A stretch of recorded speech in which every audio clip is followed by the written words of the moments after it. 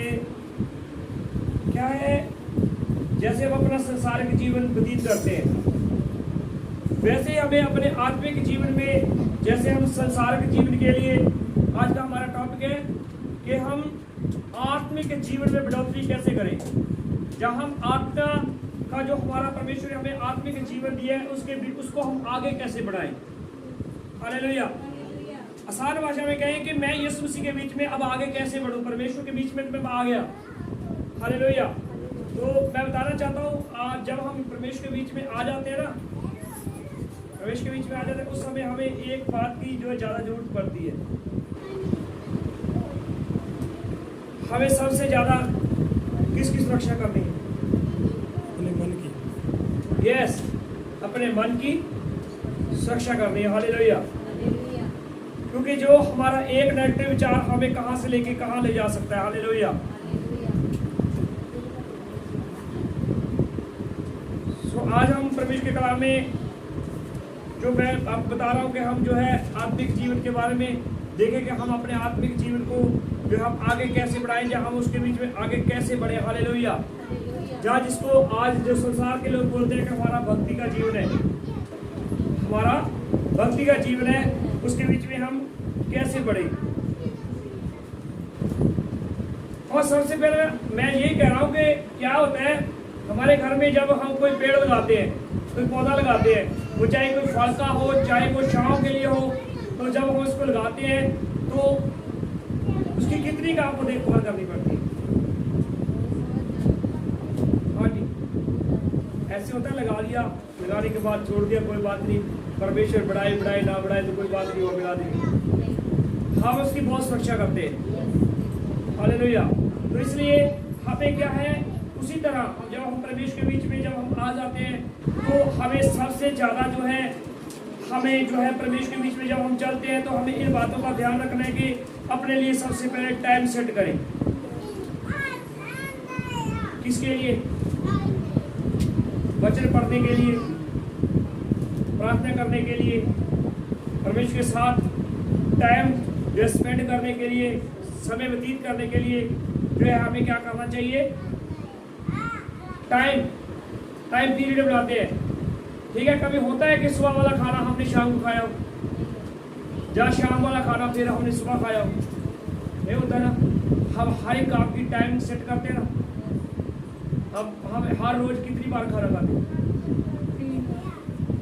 कम से कम 3 बार। पानी कितनी बार पीते हैं? हाँ जी,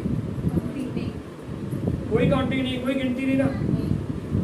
तो क्या है, आज के बाद आपने, जैसे हम खाना खाने के लिए अपना टाइम सेट करते हैं, हम जो है पानी दिन में कितनी बार पीते हैं, उसी तरह अब आप देखिए कि हम परमेश्वर के बीच में कितनी बार जो है परमेश्वर को बोलते हैं कि परमेश्वर तू मेरे में बना रहे, मैं तेरे में बना रहा। तो हम जाएंगे यशायाह की किताब, उसका 40 अध्याय, उसका 28 से 31 पद तक, 28 से 31 पद तक यहाँ लिखा है, क्या तुम नहीं जानते, क्या तुमने नहीं सुना? यहोवा जो सनातन परमेश्वर और पृथ्वी का क्या है, सृजनहार है, वह ना थकता है ना शर्मित होता है, उसकी बुद्धि अगम है। परमेश्वर की बुद्धि क्या है? अगम है। ठीक है, मैं बताना चाहता हूँ, हम ज्यादा से ज्यादा प्लानिंग करेंगे, कितने दिनों कर लेंगे? 2 दिन की, 4 दिन की, 6 दिन की, परंतु परमेश्वर की बुद्धि अगम की है। वो हमारे आने वाले भविष्य में सारी योजनाएं हमारे लिए पहले से ही परमेश्वर तैयार रखता है। हालेलुया। और परमेश्वर की कलाम में लिखा है कि यहोवा जो सनातन परमेश्वर और पृथ्वी का क्या है, पृथ्वी भर का सृजनहार है। मतलब जो कुछ पृथ्वी के ऊपर है, जहाँ पृथ्वी के बीच में है, चाहे पृथ्वी के नीचे भी है, उसका क्या है? सृजनहार है। वह ना थकता है और ना शर्मित होता है, और उसकी बुद्धि अगम की है। अब कितने लोग अपने आप को थका हुआ महसूस कर रहे हैं? थका हुआ, जैसे रात, पूरी रात को हम नाइट प्रेयर में थे, तो शरीर की थकावट है कि नहीं है? तो हमारे लिए वचन आ रहा है कि वह थके हुए को बल देता है, शक्तिहीन को बहुत सामर्थ देता है। जब हम, परमेश्वर का दास कहता है, जब मैं अपने आप को क्या करता हूँ? निर्बल मतलब मेरे में कोई बल नहीं है, मेरे में कोई पावर नहीं है, उस समय परमेश्वर मेरी दुर्बलताई में क्या करता है? परमेश्वर का वचन मेरी सहायता करता है, परमेश्वर मेरी सहायता करता है। और यहाँ भी लिखा है कि वह थके हुए को क्या देता है, बल देता है, और शक्तिहीन को बहुत सामर्थ देता है। थोड़ी सामर्थ नहीं है, बहुत सामर्थ देता है। तरुण तो थकते हैं, शर्मित होते हैं, शर्मित हो जाते हैं, जवान ठोकर खाकर गिरते हैं, परंतु यहोवा की जो बाट जोते हैं वे नया बल प्राप्त करते जाएंगे, और वे अकाबों के समान उड़ेंगे, वे दौड़ेंगे और शर्मित ना होंगे, वे चलेंगे और थकित ना होंगे। हालेलुया। क्या करते हैं जो परमेश्वर यहोवा की बाट जोते हैं, वो क्या करते जाएंगे, नया बल प्राप्त करते जाएंगे। ठीक है, नया बल प्राप्त करते जाएंगे, और वे उकाबों के समान उड़ेंगे, वे दौड़ेंगे और शर्मित ना होंगे और थकित भी ना होंगे। हालेलुया। तो क्या है, अगर हम परमेश्वर की बाट जोड़ रहे हैं तो हमारे लिए ये वचन है।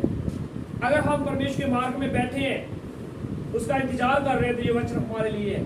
अगर हम परमेश्वर वचन, कभी कभार क्या होता है, हम केवल वचन को दोष देते हैं, प्रभु तेरे वचन में ये लिखा है, प्रभु तेरे वचन में ये लिखा है, प्रभु तेरे वचन में ये लिखा है, परंतु क्या हम उसका इंतजार करते हैं, हम उसका वेट करते हैं, तुम्हारा अंत क्या आएगा?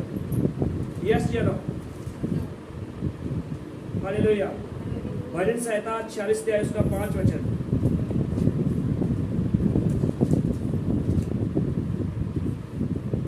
क्या लिखा है, परमेश्वर उस नगर के बीच में है और वह कभी टलने का नहीं, वो फटते ही परमेश्वर उसकी क्या करता है, सहायता करता है। किस नगर की परमेश्वर सहायता करता है? हाँ जी, हालेलुया।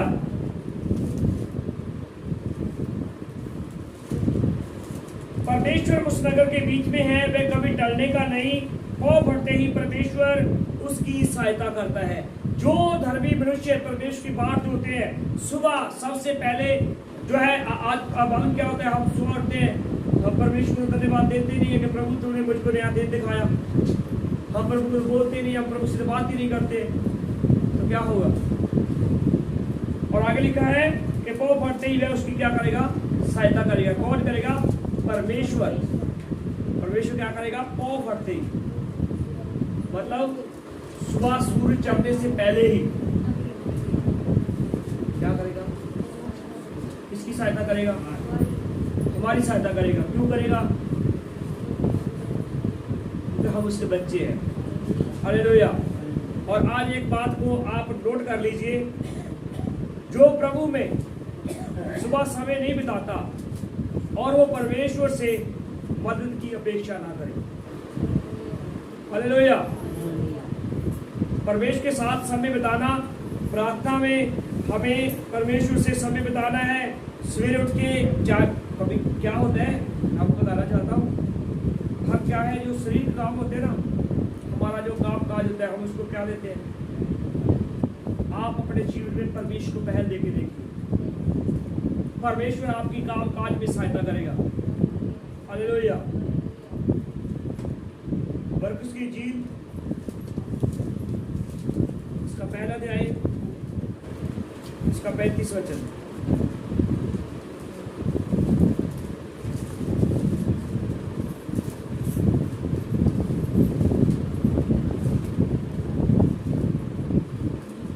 हाँ जी, इसने निकाल लिया, वचन को पढ़े।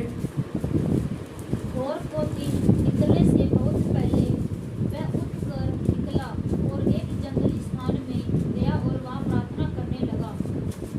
हालेलुया। कौन प्रार्थना करने लगा?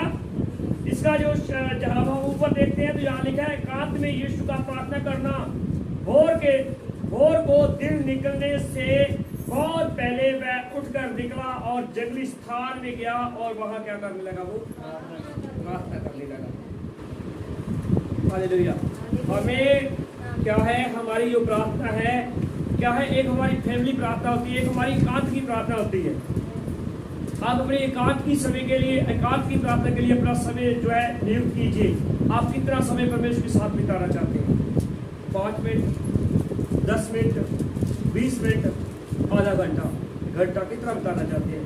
वो आज अपनी बुक में किसी को नहीं दिखाने के लिए लिखना है, अपने आप को बोलना है कि मैं ये टाइम सेट करता हूँ, आज के बाद मैं इतने बजे से लेकर इतने बजे तक क्या करूँगी, प्रार्थना करूँगी या प्रार्थना करूँगा, मैं वचन पढ़ूंगा, मैं बाइबल पढ़ूंगा, मैं सबसे पहले जो है पहल किसको दूंगा, पहला दर्जा पहला स्थान किसको दूंगा, परमेश्वर को। हालेलुया। इब्रानियों की पत्री उसका 5 है, इसका 7 वचन।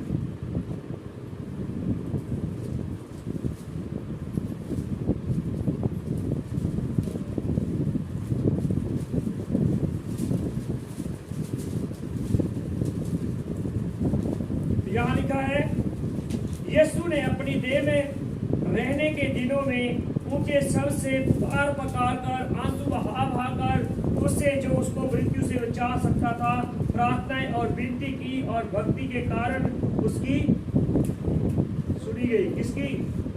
यीशु मसीह की। किसके कारण सुनी गई? हाँ जी, अपने पास वाले अपने भाई बहन से बोलिए कि भक्ति के कारण उसकी सुनी गई, भक्ति के कारण उसकी सुनी गई। और अगर तू भी भक्ति करेगा तेरी भी सुनी जाएगी। हालेलुया। कैसे परमेश्वर कैसे प्रार्थना करते थे? वे अपनी देह में रहने के दिनों में ऊंचे शब्द से पुकार कर आंसू बहा कर, पहला ऊंचे शब्द से, दूसरा आंसू बहा के, और तीसरा प्रार्थना और विनती करते थे। भक्ति के कारण उसकी क्या करी गई? सुनी गई। हालेलुया।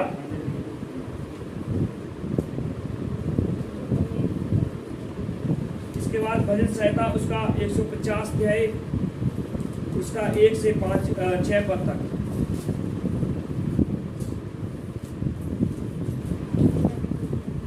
भजन संहिता की जो लास्ट किताब है, लास्ट चैप्टर है, 150 अध्याय उसका 1 से 6 पद तक हम पढ़ेंगे। ठीक है, मैं बताना चाहता हूँ, आप ये आयतें जो आज मैं बोल रहा हूँ, इन आयतों को आप जो है जब सुबह आप उठते हो तो ये आयतों को आप रूटीन में बोलिए। परमेश्वर की स्तुति हो या की स्तुति करो, परमेश्वर के जो है पवित्र स्थान में उसकी स्तुति करो, उसकी सामर्थ से भरे हुए आकाश मंडल में उसकी स्तुति करो, उसके पराक्रम के कामों के कारण उसकी क्या करो? स्तुति करो, उसकी अत्यंत क्या करो? बढ़ाई के अनुसार उसकी स्तुति करो, नरसिंगा पूछते हुए उसकी स्तुति करो, सारंगी वीणा बजाते हुए उसकी क्या करो? स्तुति करो, डप बजाते हुए नाचते हुए उसकी क्या करो? स्तुति करो, तार वाले बाजे और बांसुरी बजाते हुए उसकी स्तुति करो, ऊंचे शब्दावली और झांझ बजाते हुए किसकी स्तुति करो? परमेश्वर की। आनंद के 5 शब्दावली झांझ बजाते हुए उसकी स्तुति करो, जितने प्राणी हैं सब के सब या की क्या करें? स्तुति करें। हालेलुया। आज ये थोड़ा सा टॉपिक बड़ा है, इसको हम यहीं जो है विराम देंगे। तो मैं बताना चाहता हूँ, आज हमने परमेश्वर के कलाम में से आपने सबसे पहले अपनी क्या करनी है? सुरक्षा करनी है। सुरक्षा कैसे कर सकते हो? अपने मन की सुरक्षा करनी है। ठीक है, परमेश्वर के सामने जब भी हम सुबह उठना है, सबसे पहले मैं आज आपको एक बात बताना चाहता हूँ। ठीक है, सबसे पहले आपने सुबह उठ के नहाना है, उसके बाद आप ब्रश कर सकते हो, दांत कुल्ला कर सकते हो, उसके बाद प्रार्थना करना है।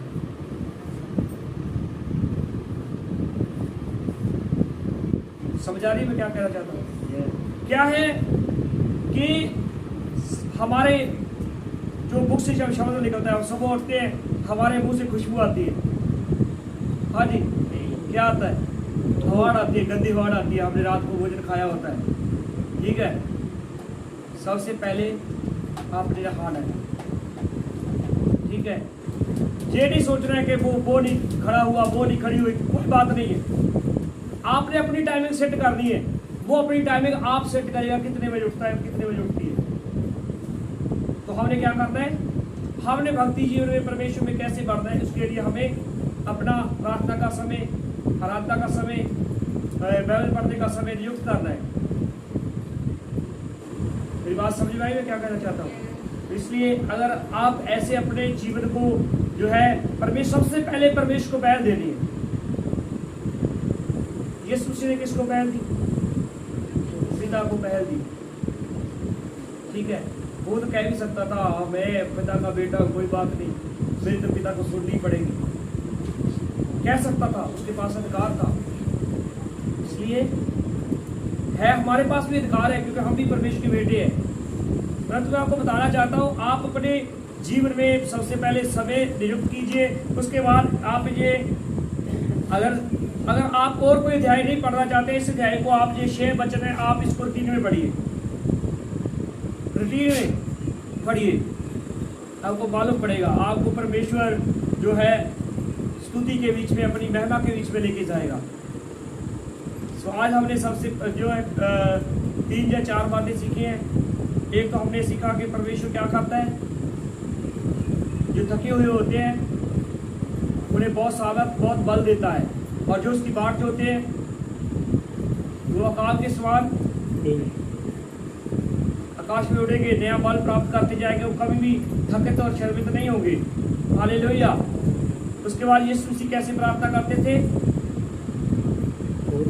पौ फटने से, मेरे भोर को पौ फटने से पहले, बहुत पहले यीशु मसीह रात को प्रार्थना किया करते थे। तो हमने भी अपने लिए समय टाइमिंग सेट कर दिया। आप कितने बजे प्रार्थना करना चाहते हैं या कितने बजे नहीं? आज मालूम है क्या होता है, हमने बाइबल उठा ली पढ़ने के लिए, बीच में कभी किसी का फोन आ गया, कभी किसी का फोन आ गया, कभी किसी का आ गया। हम ना तो पूरी तरह से फोन पे बात कर पाते हैं और ना पूरी तरह से बाइबल। परमेश्वर आपके वचनों के द्वारा आशीष दे, सभी को जय मसीह की।